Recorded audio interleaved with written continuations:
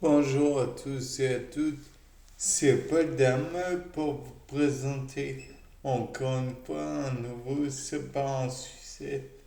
Et donc dans le cas présent, je me suis demandé si des animaux ne pouvaient pas broyer eux-mêmes des substances végétales afin de recueillir de l'eau dans des endroits particuliers, voire même si on prend certains arbres tels que l'érable ou le bouleau, peut-être que eux-mêmes peuvent servir à produire une certaine sève ou un latex qui pourrait être dépourvu par la suite de substances aqueuses et donc servir de ressource en eau.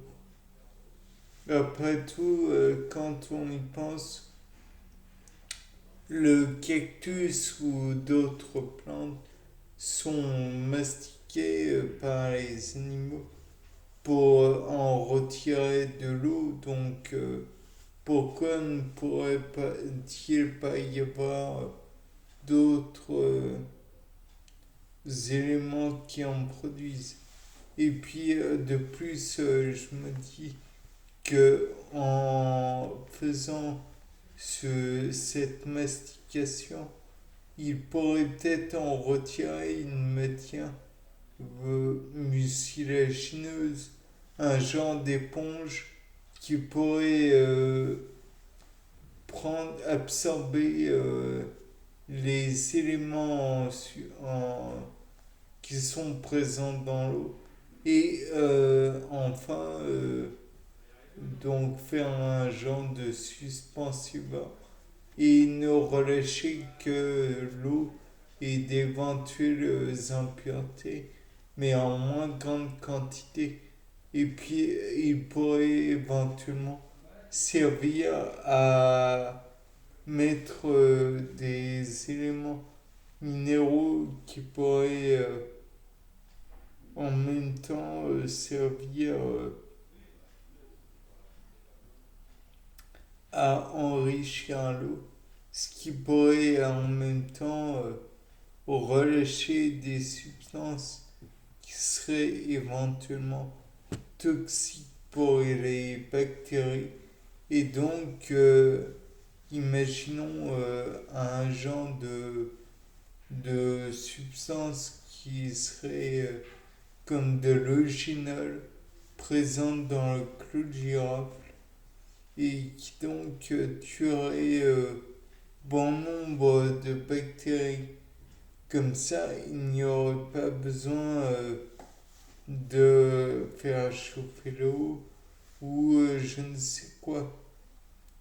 De plus, il est possible de voir dans le passé que l'eau était souvent mélangée à du vin, par exemple, ou de l'alcool, et afin de la rendre un peu plus potable, si je puis dire, et l'enrichir en même temps. Donc, ça pourrait éventuellement euh, améliorer les conditions. De plus, si on y réfléchit bien, qui dit bois ou mastiquer dit éventuellement xylophage. Donc, parmi les insectes xylophages, on peut par exemple noter les termites. Termites qui pourraient à la fois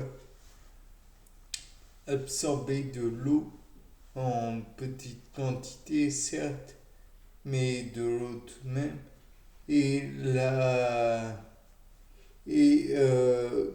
manger les particules de bois en, en digérant la cellulose.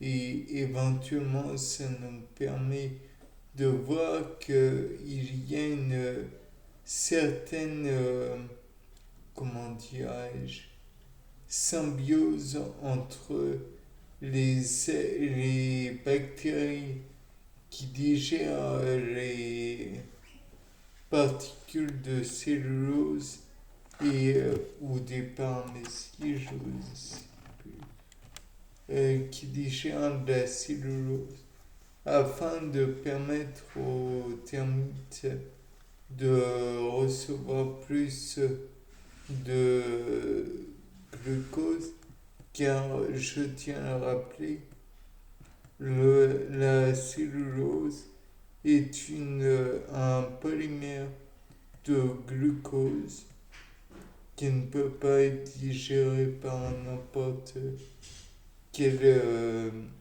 animal. De plus, si on y réfléchit bien, peut-être que ces mêmes animaux pourraient digérer des noisettes, qui sait, afin d'en retirer non seulement de l'eau, mais aussi des acides gras essentiels et notre fameux oméga 3, et ainsi on retirait donc de quoi former comment dirais-je, leur paroi cellulaire. Et ainsi, peut-être que ça pourrait encore aller plus loin et permettre d'expliquer certains problèmes tels que l'hydrocéphalie, puisque l'hydrocéphalie serait une trop grande quantité de liquide céphalorachidien ou cérébrospinal plutôt, ce qui pourrait ce qui peut être en partie résolu, ou plutôt ce qui pourrait faciliter la vie de personnes atteintes d'hydrocéphalie, c'est la ponction d'une partie de ce liquide cérébrospinal.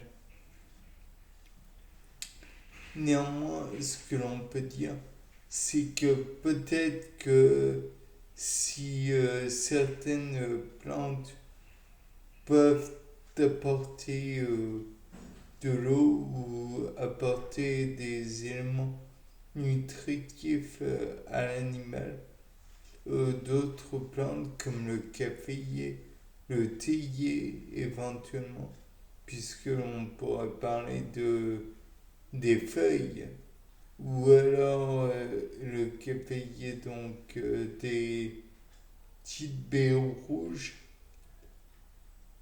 qui sont comparables